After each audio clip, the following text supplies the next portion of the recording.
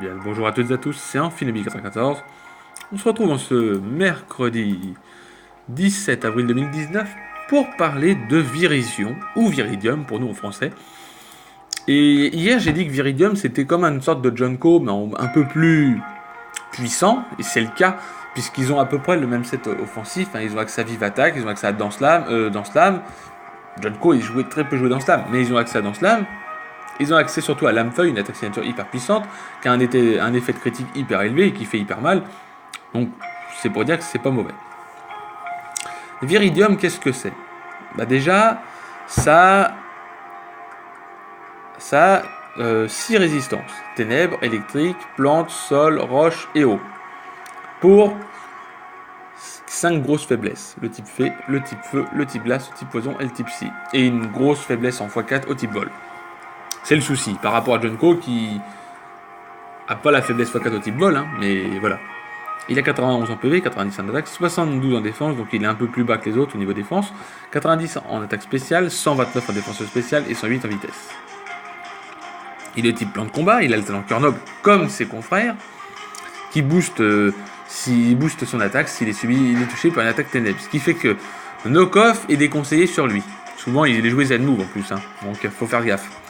Parce que vous n'allez pas lui enlever son objet, vous allez booster son attaque, et en plus de ça, s'il fait dans Slam, il sera plus 3. Et avec un close combat Z, je peux vous dire que vous allez pleurer, vous allez pleurer dans les jupes de votre maman. Très bonne défense spéciale et une bonne vitesse, un double type excellent offensivement dans le tir, touchant de manière efficace la plupart des Pokémon défensifs, un bon move pool ayant notamment accès à dans Slam, des statistiques défensives correctes, un talent utile. Pour ceux qui reconnaissent, petite musique de PDM2, où c'est la tour du temps. Les statistiques offensives un peu justes, un Pokémon offensif, un double type mauvais défensivement, ayant des faiblesses gênantes au type feu, psy et glace, malheureusement. Et comme je le disais, il est souvent joué Z-Move, il est joué Florazélite, donc ne faites surtout pas dans cela, enfin, Knock-Off, ne faites surtout pas sabotage, enfin, sauf si l'adversaire en face a déjà fait un Z-Move avec un autre Pokémon et que vous voyez Viridium dans son équipe, là vous allez pouvoir l'enlever, il est dernièrement joué reste après, ou autre chose, hein. Mais faites attention. Et lui, il est rare use, donc c'est pour dire qu'il est un peu en dessous. Mais il est au même rang que Junko, je crois. Enfin bref.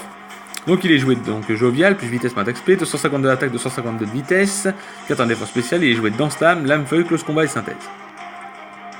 On peut remplacer Florazélite par la Combazélite, afin de passer Métalos de manière, ou Archaodon de manière efficacement. On peut jouer la Rocazélite avec avec Lame de Roc pour passer plus facilement votre Tutrice et des Manta qui le gênent. Voilà. Il y a beaucoup de problèmes ce Pokémon, c'est que, étant plan de combat, il a beaucoup de faiblesses au type vol. Donc un Lame de Roc Z ça peut être bien, parce que ça peut faire des dégâts, mais il faut pouvoir se placer, parce que un Mandibuzz, ou même un Démenta, s'il a des bonnes répartes, il tankera votre Lame de Roc Z, lui derrière il va faire Roost, il va même vous scald au pire des cas derrière, il va vous brûler. Enfin, il faut faire très attention et il faut bien réfléchir. Jouez la Béprince si vous possédez déjà une attaque Z, afin de ne pas prendre de statut de brûlure, poison ou paralysie, afin de pouvoir plus facilement sweep. Jouez Clonage pour placer ce Pokémon, se placer contre des Pokémon à la capacité de cloner, comme Milobellus, celui-ci ne possède pas la glace, ou Modis pas tondeuse. Jouez la plaque herbe enfin. Jaugeant les dégâts.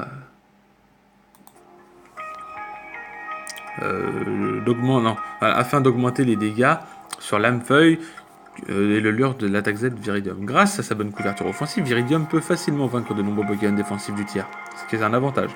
Il est joué souvent avec la Combazélite, où il est joué Cœur Noble avec timide plus vitesse pour attaque, 252 d'attaque spéciale, 252 en vitesse. Il est joué 0 IV en attaque, hein, bien sûr, on lui baisse son attaque totale, et on lui met plénitude, écosphère, exploforce et puissance cachée. Puisqu'on voit que tout simplement, il est un peu meilleur. Non, il est pas meilleur. Il est pareil. Il est pareil en attaque ou en défense spéciale, donc ça change pas vraiment. Et on peut le jouer PC Glace pour toucher tout ce qui est dragon, tout ça. On peut mettre la PC Feu ou la PC Glace afin de mieux toucher l'Insargo ou Fortress. Giga Sensu sur Écosphère afin d'avoir un meilleur Staying Power. Remplacer la Combazélite par la Florazélite pour pouvoir passer plus facilement des Manta. Jouer clonage sur puissance cachée glace afin de pouvoir placer plus facilement avec plénitude un Pokémon tapant sur le spécial. Dans ce cas, vous pouvez également jouer à les restes afin d'augmenter le staying power. Viridium, jouer plaque herbe, jouer en plaque point pour augmenter ses attaques de stab sur Viridium. C'est un set qui peut surprendre l'adversaire et donc le sweep si l'adversaire n'est mal préparé. Ce set est très dur à placer. Malheureusement, c'est bien, mais c'est pas évident à placer, c'est le souci. On peut jouer aussi Mouchoir Froid, ce qui est pas plus mal. En partenaire, on jouera Milobellus, qui est un très bon partenaire pour Viridium, puisque ça peut loter plan de combat et loter haut, donc du coup il peut être utile. En plus, Milobellus est souvent joué avec les clones. Enfin bref, Milobellus c'est un bon Pokémon, en plus de ça il a accès, soin, enfin, Milobellus c'est vraiment le Pokémon parfait. Il bloque Dimoclès, qui bloque totalement Viridium. De plus, Milobellus peut venir sur des potentielles attaques de feu que Malamande. Viridium peut lui venir sur le potentiel électrique que Motispa Tondeuse n'a pas. Et Motispa Tondeuse se fait totalement contrer par Mega Junko, puisqu'il a le talent paratonnerre, les attaques électriques ne font rien et les attaques plantes ne font rien non plus. Du coup, il est un petit peu en PLS. Et Mega Oniglali, qu'on voit très peu. C'est le souci d'Oniglali Mega, c'est certain, c'est qu'il est type glace et on sait tous que le type glace n'est pas du tout un type fort. Pourtant, Mega Oniglali a du potentiel avec son talent qui rend les attaques normales puissantes. Il est souvent joué explosion pour faire des dégâts, parce que l'explosion est normale et ça te passe le type glace. Mais bon, le type glace est résisté par quasiment tous les types, même par son propre type, je crois, donc en résumé, c'est vraiment mauvais. Enfin non, peut-être pas par son propre type, mais quasiment par tous les types. Donc c'est un bon partenaire pour Viridium, mais il passe des Pokémon ASC comme Registeel, Silis, Archaeodonc, les Pokémon comme Milobellus, Oniglali ne passent pas. De plus, Mega Oniglali peut poser des picots afin de faciliter le travail de Viridium. Voilà. Bref, si cette vidéo vous a plu, n'hésitez pas à lâcher un gros like. On se retrouve demain pour parler des génies. Et les génies, ça va être un peu différent. C'est que je vous parle d'un génie demain et de sa forme totémique le lendemain. Voilà, et ainsi de suite jusqu'à ce qu'on les finisse. Bref, si cette vidéo vous a plu, n'hésitez pas à lâcher un gros like. On se retrouve demain pour parler d'un des génies. Celui qui fait tomber la pluie. Enfin, je dirais ça comme ça. Mais en résumé, ça peut poser des ordres cette histoire parce que vous allez plus penser à l'un et pas à l'autre.